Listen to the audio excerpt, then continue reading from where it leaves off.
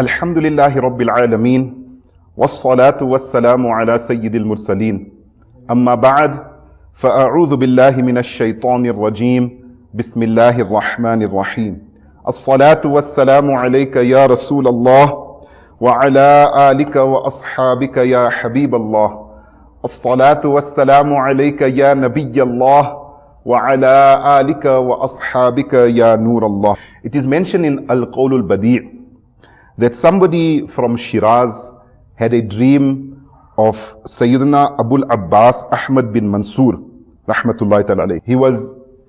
He was wearing a crown that was studded with pearls. And the person who was seeing the dream asked him, Ma fa'alallahu bika? How did Allah Azza wa Jal deal with you? He said, Alhamdulillah Azza wa Jal, I used to read Durood Sharif in abundance. And because of this, Allah subhanahu wa ta'ala saved me, forgave me, and made me enter Jannah wearing a crown studded with pearls. Sallu ala الحبيب sallallahu ta'ala ala Muhammad sallallahu alayhi wasallam salatan wa salaman alayka ya sayyidi ya Rasulallah wa ala alika wa ashabika ya Habiballah. Dear viewers of Madani channel, welcome back to our silsila Branches of Faith.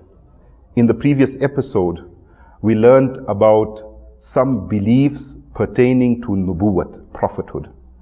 And today, inshallah Azza wa Jal, we will continue with the same topic, beliefs regarding Prophethood. And inshallah Azza wa Jal, today we will mention some of the miracles of certain prophets, alayhimus salatu wassalam. One of the proofs of a Nabi when he claims Nubuwwat is that when asked by the people, he should perform a miracle.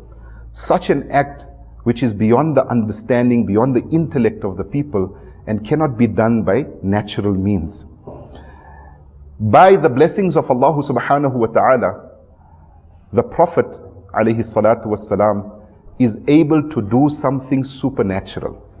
And then he challenges the kuffar to perform a miracle similar to that. Allah subhanahu wa ta'ala will make it such that the disbelievers will not be able to perform any miracle. The proof of prophethood is the performance of the miracle.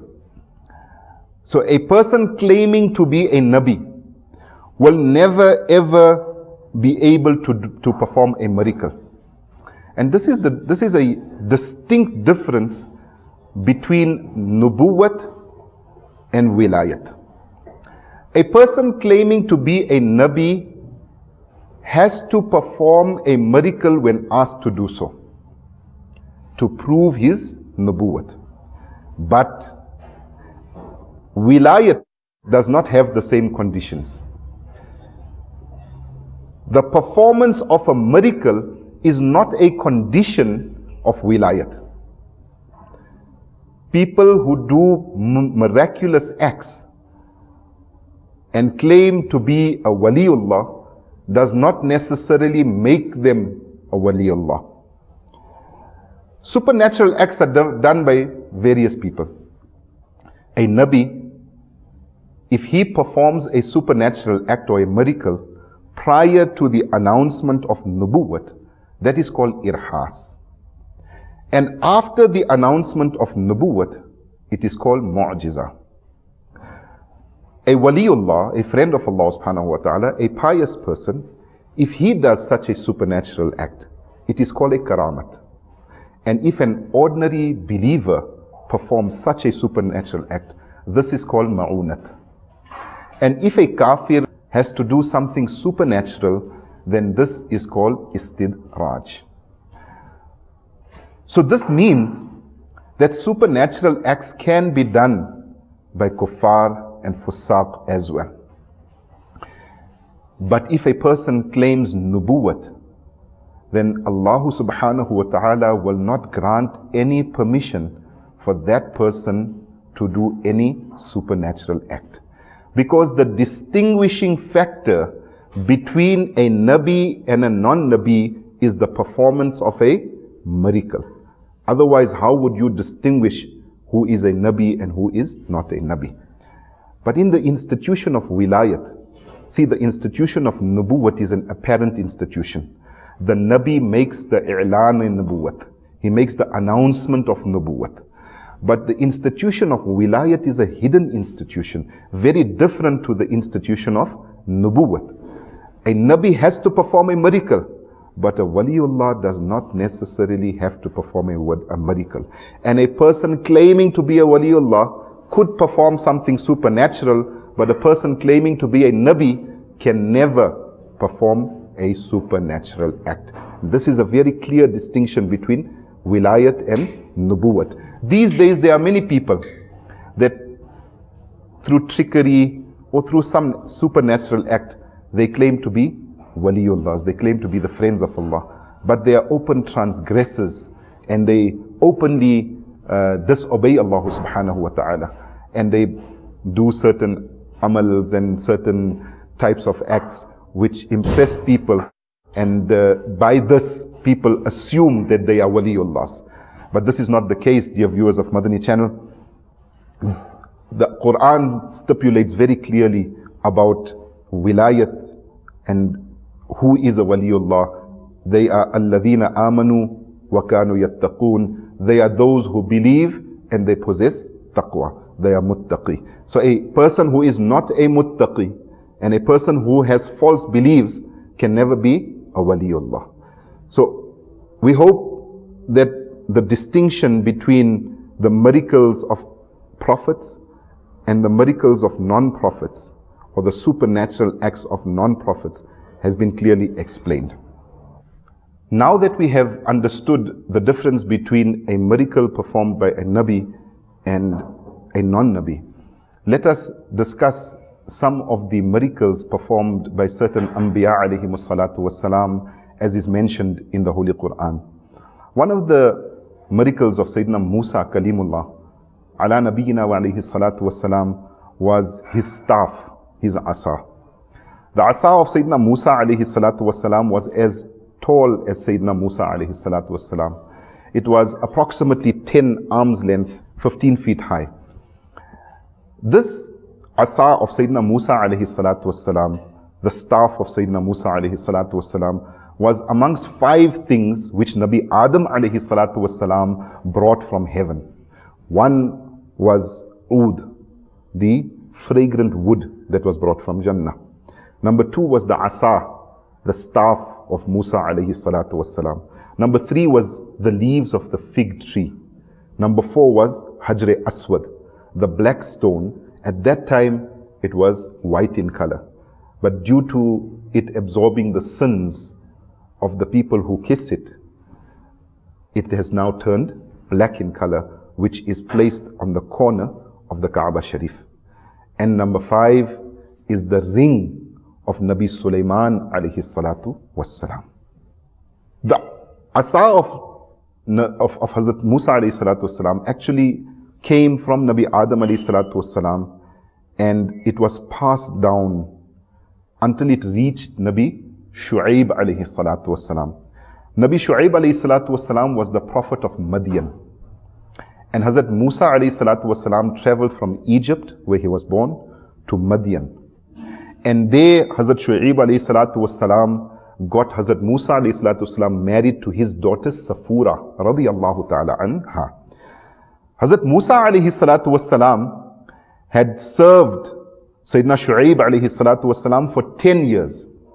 And he would herd the goats of Nabi Shu'aib alayhi salatu wassalam during his stay. And after Nabi Shu'aib alayhi salatu wassalam received the command of Allah subhanahu wa ta'ala, Nabi Shu'aib alayhi salatu wassalam had passed the asa, the staff, to Hazrat Musa alayhi salatu wassalam.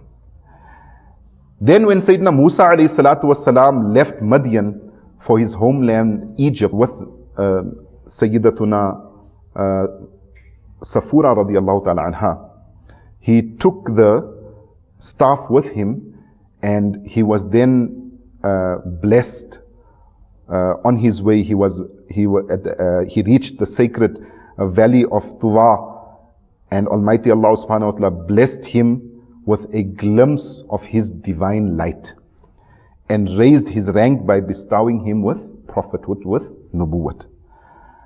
The Holy Quran mentions Almighty Allah Azza wa Jal's address to Sayyidina Musa alayhi salatu wasalam in the following words. Nabi Musa alayhi salatu wasalam, when he was communicating with Allah subhanahu wa ta'ala, therefore he is known as Kalimullah. He was communicating with Allah subhanahu wa ta'ala. He had his asa, his staff, on his right hand. So Allah subhanahu wa ta'ala asks him, وَمَا تِلْكَ بِيَمِينِكَ يَا مُوسَى قَالَ هِيَ عَصَايَ أَتَوَكَّعُ عَلَيْهَا وَأَهُشُّ بِهَا عَلَى غَنَمِ وَلِيَ فِيهَا مَآرِبُ أُخْرَى. Translation from Kanzul Iman. And what is this in your right hand, O Musa? He said, this is my staff. I support myself on it, and I knock down leaves from my sheep with it, and there are other uses for me in it. Hazrat Sayyidina Allama Abul Barakat Abdullah bin Ahmad Nasfi alayhi rahmatullah al-Qawi has stated in his tafsir regarding these words, ma'aribu ukhra, that this asa had other uses as well. And he had stated and mentioned what are some of the other uses of the staff of Musa alayhi salatu wasalam.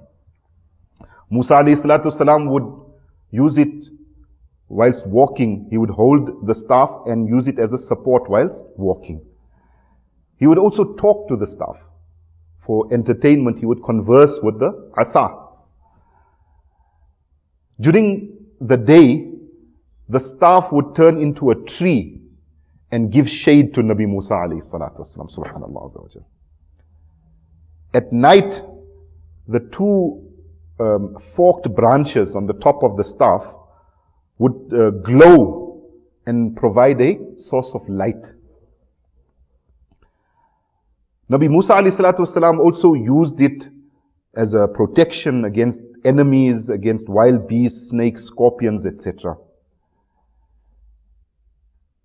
And when Nabi Musa alayhi salatu wasalam would want to retrieve water from a well, then the staff would turn into ropes and the forked branches would turn into a bucket, so that Nabi Musa alayhi salatu wasalam could take water from the well and use that water.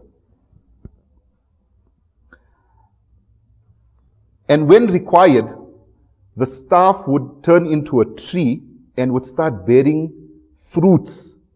Whatever fruit Nabi Musa alayhi salatu wasalam desired, that was the fruit that would grow on that particular tree. And another miracle of the staff, or the asa of Musa alayhi salatu wasalam, was when Nabi Musa alayhi salatu wasalam would embed his staff into the ground, then water would come out. These are some of the miracles of the staff of Nabi Musa alayhi salatu wasalam. Sallu ala الحبيب sallallahu ta'ala ala محمد sallallahu alayhi wasallam. Salatan wa salaman alayka ya sayyidi ya Rasulallah wa ala alika wa ashabika ya Habib Allah. The very same staff, the asa of Nabi Musa alayhi salatu wasalam, was used to also show miracles and prove the nubuwwat of Nabi Musa alayhi salatu wasalam. Fir'aun had initiated a huge carnival where hundreds of thousands of people were called, and on one side there were magicians, and on the other side was Nabi Musa alayhi salatu wasalam. And the magicians, they threw their things onto the ground, and they, whatever it was, ropes or whatever it was, turned into snakes. Nabi Musa alayhi salatu wasalam was ordered by Allah subhanahu wa ta'ala to throw what is in his right hand onto the ground. And that asa that was in his hand turned into a gigantic snake which ate up the snakes of the magicians of Fir'aun. The Holy Quran mentions, قالوا يا موسى إما أن تلقي وإما أن نكون أول من ألقى قال بل ألقوه فإذا حبالهم وعصيهم يخيل إليه من سحرهم أنها تسعى فأوجس في نفسه خيفة موسى قلنا لا تخف إنك أنت الأعلى وألق ما في يمينك تلقف ما صنعوا إنما صنعوا كيد ساحر ولا يفلح الساحر حيث أتى فألقي السحرة سجدا قالوا آمنا برب هارون وموسى.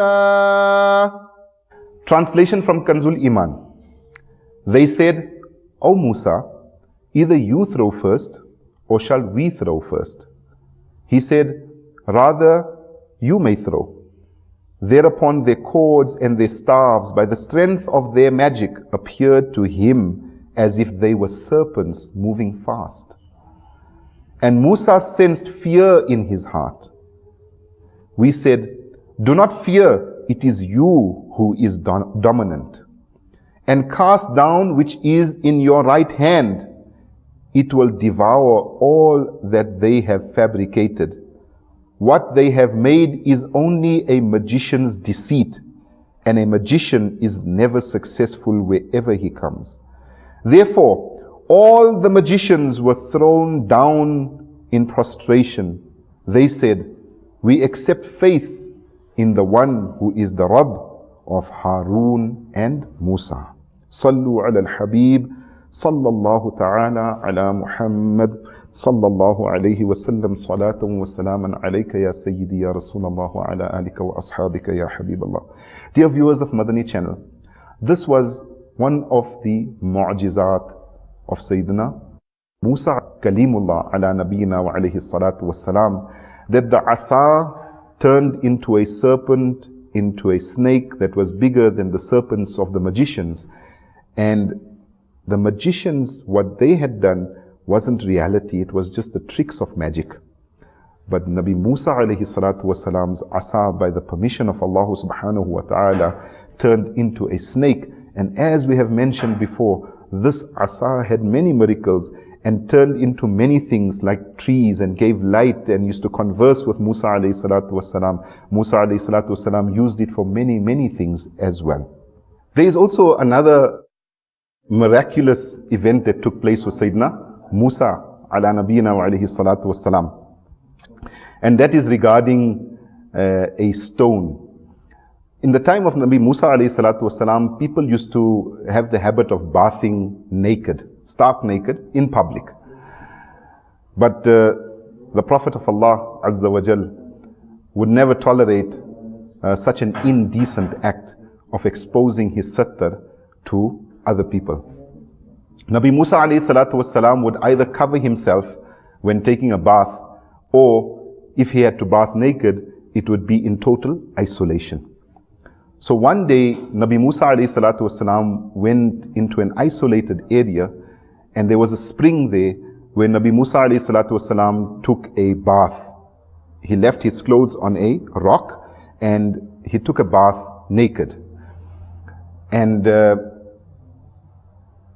at that time, people, because Nabi Musa alayhi salatu wasalam never exposed his sattar, so the people started talking that Nabi Musa alayhi salatu wasalam has some spots of leprosy, some white marks, and that's the reason why he covers himself and takes a bath.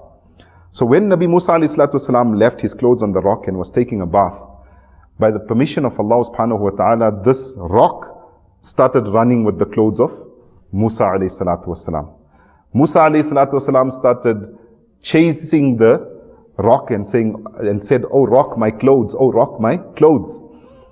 And this rock eventually went where the people were and went street to street with the clothes of Nabi Musa alayhi salam. Nabi Musa alayhi salam was focused on chasing the rock that had its clothes. When the people had seen Nabi Musa alayhi salatu wasalam stark naked, they noticed that there was no flaws in the body of Nabi Musa alayhi salatu wasalam. As we have mentioned previously, that a Nabi will never be inflicted with such a disease that will repel people from him. And therefore, Allah subhanahu wa ta'ala granted this stone permission to run away from Musa alayhi salatu wasalam, to show the people that Musa alayhi salatu wasalam was flawless from head to toe. And this was by the command of Allah subhanahu wa ta'ala. As soon as all the people had seen Nabi Musa alayhi salatu wasalam stark naked, then the stone had stopped. Nabi Musa alayhi salatu wasalam dressed himself, and this particular stone Nabi Musa alayhi salatu wasalam put in his bag. There was a time when Nabi Musa alayhi salatu wasalam went with Bani Israel to make jihad against the Amalika. The Amalika were the people who dominated Syria. The Bani Israel originated from Syria, but during the time of Nabi Yusuf alayhi salatu wasalam, they had moved to Egypt.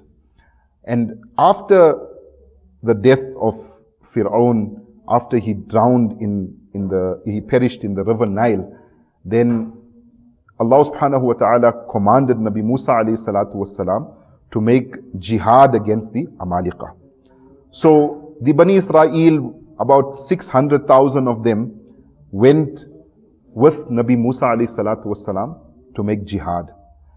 And just before they reached Syria, they became afraid of the Amalika.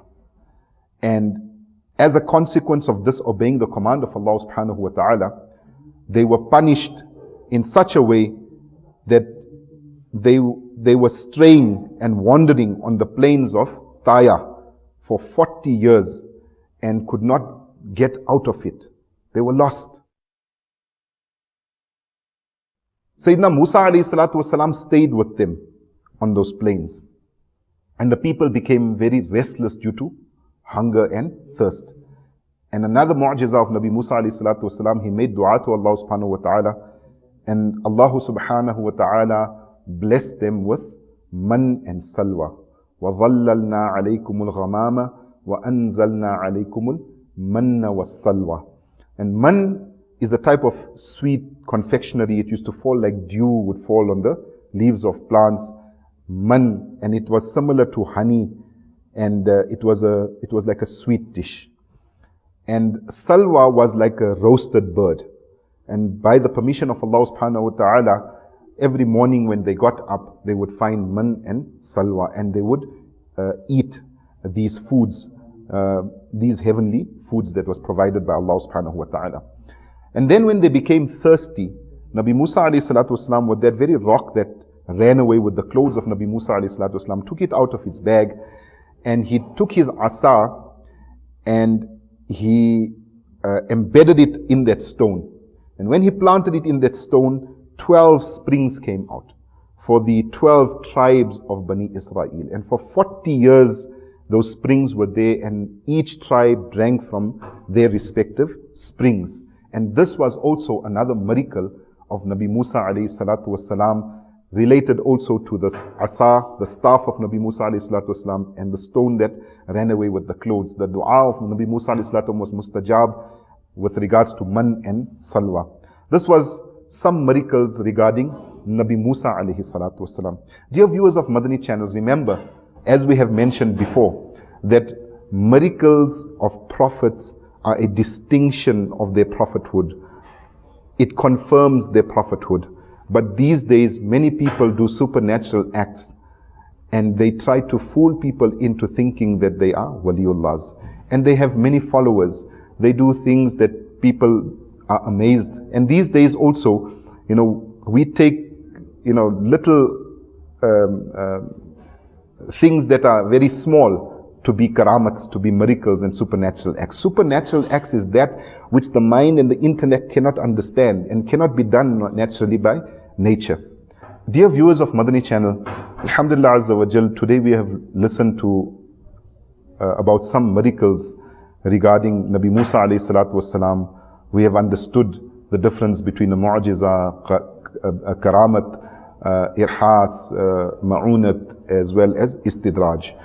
So we should familiarize ourselves with these things, because a person who does something unnatural against nature is not necessarily a waliullah, and a person who claims nubuwwat will never ever be able to do a supernatural act. These things and many more are learned in the Madani Mahol of Dawat-e-Islami. Stay attached to this Madani Mahol of Dawat-e-Islami so that you can increase your knowledge, so that you can correct your beliefs, your aqaid regarding many things, regarding Allah subhanahu wa ta'ala, prophets, alam-e-barzakh, Jannat and Jahannam, and we can have correct beliefs and we can have a correct understanding of this beautiful deen of Islam. Stay tuned to Madani channel for more. Sallu ala الحبيب, sallallahu ta'ala ala Muhammad.